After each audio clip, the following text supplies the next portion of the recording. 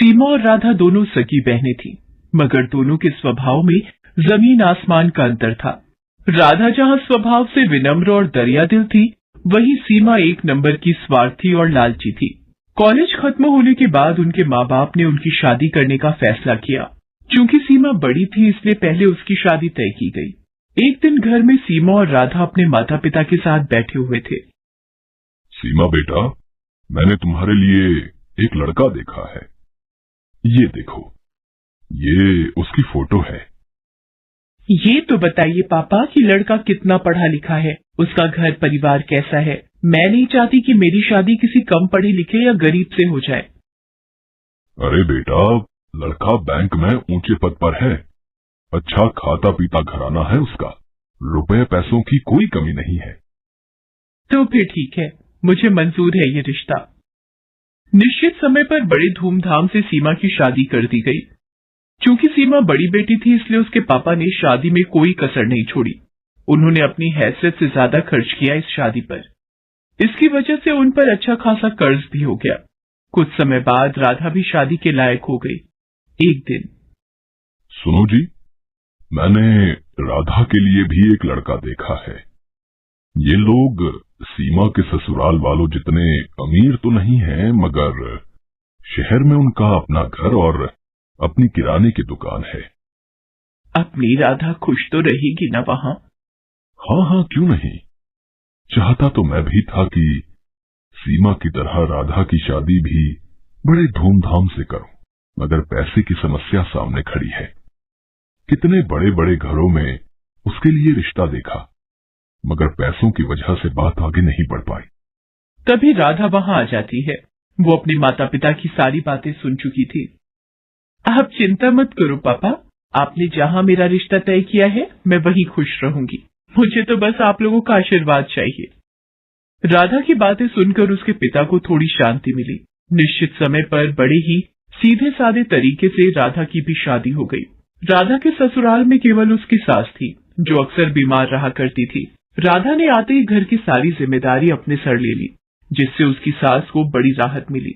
राधा दिन भर घर का काम करती थी और समय मिलने पर वह दुकान के कामों में अपने पति का हाथ भी बटाती थी। उधर सीमा की जिंदगी ऐशो आराम से गुजर रही थी, कभी शॉपिंग तो कभी किटी पार्टी। उसका सारा समय इन्हीं चीजों में बीतता था। एक दिन राधा और उसके पति दुकान पर थे, तभी वहां एक चमचमाती कार आकर रुकी। उसमें से सीमा और उसके पति निकले। सीमा के हाथ में मिठाई का डिब्बा था। दोनों दुकान में गए और सीमा राधा को मिठाई का डिब्बा देते हुए बोली, तेरे जीजा जी ने आज ही इस कार की डिलीवरी ली है। पूरे 20 लाख की कार है। मैंने सोचा ये खुशखबरी राधा को दी जाए। दरअसल सीमा राधा को जलाने के लिए अपनी कार दिखाने वहां आई थी, मगर भोली भाली राधा उसकी इस चाल को समझ नहीं पाई। मगर राधा का पति अनिल इन बातों को समझ गया। सीमा और उसके पति के जाने के बाद अनिल बोला, तुम्हारी बहन यहाँ खुशखबरी देने नहीं आई थी, बल्कि हमें जलाने के लिए यहाँ आई थी। वो जानती है ना कि हमारी हैसियत नहीं है ना कार खरीदने की, इसलिए अपनी नई कार दिखाकर हमें जलाना चाहती थी। नहीं जी, ऐसी कोई बात नहीं है। वो भला हमें क्यों जलाना चाहेगी? ऐसी ही बात है।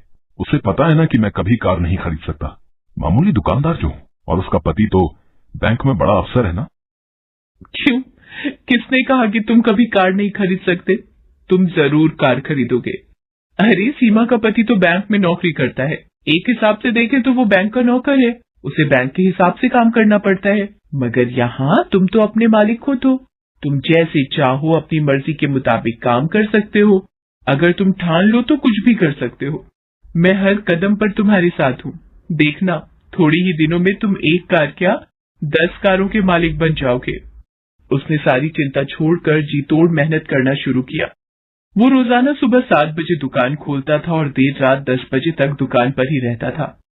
दोपहर के बाद राधा भी उसका हाथ बटाने दुकान पर आ जाती थी। राधा और अनिल दोनों ही स्वभाव से कोमल थे। ग्राहकों से बड़ी ही विनम्रता से बात करते थे। इसका नतीजा ये होता था कि जो भी एक बार उनके यहाँ से सामान ले जाता, वो फिर बार बार वहीं आता था। ग्राहकों को कम दाम में अच्छा माल देने के लिए राधा और अनिल ने एक शानदार योजना बनाई। वो दुकान का सामान शहर के व्यापारियों से न खरीदकर सीधे दिल्ली और मुंबई जैसे बड़े शहरों से मंगाने लगे। इससे ग्राहकों को भी अच्छा सामान मिल जाता था और दुकान में मुनाफा भी ज्यादा होता था। इस तरह धीरे धीरे कुछ ही सालों में अनिल ने राधा के नाम से कई किराने, फल, सब्जियों और डेयरी उत्पादों की दुकानों का शुभारंभ किया और उनका नाम रखा राधा ग्रोसरी मार्ट। अब अनिल और राधा की शहर में कई ग्रोसरी दुकानें थीं। उनकी गिनती अब शहर के जाने माने और अमीर हस्तियों में होने लगी थी। राधा की सास तो खुशी से फूली नहीं समाती थी। वो सबसे कहती थी, अरे मेरी बहू तो साक्षात लक्ष्मी का रूप है। वो इस घर में आई और देखो घर को क्या से क्या बना दिया। साक्षात लक्ष्मी है मेरी बहू। मिट्टी को हाथ लगा दे तो सोना बन जाए। एक दिन अनिल नई कार लेकर घर आया। अरे फिर नई कार ले आए? मैं कुछ नहीं कर रहा। ये तो तुम्हारी बात ही सच हो रही है। कौन सी बात? अरे तुमने ही तो कहा था ना कि मैं एक नहीं 10 कारों का मालिक बनूंगा। लो, उनमें से 7 तो आ गई, बस अब 3 और बची हैं। राधा खिलखिलाकर हंसती। चलो इसी खुशी में तुम्हारी बहन के घर मिठाई दे आए। दोनों मिठाई लेकर सीमा के घर चले। कार से उतरकर दोनों उसके घर के अंदर पहुंचे। अंदर सीमा और उसके पति में लड़ाई चल रही थी। इस लड़ाई की धुन में उन्हें पता ही नहीं चला कि कब राधा और अनिल वहां आए। अरे मैं पूछती हूँ कि जरूरत क्या थी बैंक में पैसे गबन करने की? तुम्हारी जमानत करवाने में घर की सारी जमा पूंजी खर्च हो गई। पर से बैंक ने तुम्हें नौकरी से भी निकाल दिया है। घर में एक पैसा भी नहीं है। घर गाड़ी सब गिरवी पड़े हैं। तुम्हारे एक गलत कदम ने सब मिट्टी में मिला दिया। मैंने क्या अपने लिए बैंक से पैसे गबन किए थे? ये सब तुम्हारी वजह से हुआ है। तुम्हें ही शौक चढ़ा था पार्टी करने का, शॉपिंग करने का। अब भुगतो। देखो जी, ताने मत मारो। कोई और लड़की होती तो अब तक तुम्हें ठेंगा दिखाकर अपने मायके चली गई होती। तो तुम भी चली जाओ ना, किसने रोका है तुम्हें? जानते हो ना कि मेरे मायके की हालत खराब है, इसीलिए शेर बन रहे हो। अभी वो लोग झगड़ ही रहे थे कि उनकी नजर अनिल और राधा पर पड़ती है।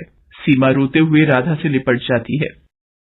अरे आप लोग यहाँ, मैं आपको कुछ कहने की जरूरत नहीं है। हम लोग सब जान चुके हैं। मैंने सुना है इस महीने आप एक नई ग्रोसरी स्टोर खोलने वाले हो। अगर वहां का मैनेजर आप मुझे बना दें तो बड़ी कृपा होगी। हमारे घर की हालत तो आप देख ही रहे हैं। आपसे कुछ छुपा हुआ नहीं है। अनिल और राधा ने एक बार एक दूसरे की ओर देखा और फिर सीमा के पति को हाँ बोल दिया। अब सीमा का सारा घमंड चूर चूर हो गया था। एक समय में जिसे वो अपनी दौलत की झूठी शान दिखाकर जलाना चाहती थी, आज वो उसी के रहमो करम पर थी। उसे एहसास हो गया था कि दौलत पर कभी घमंड नहीं करना चाहिए।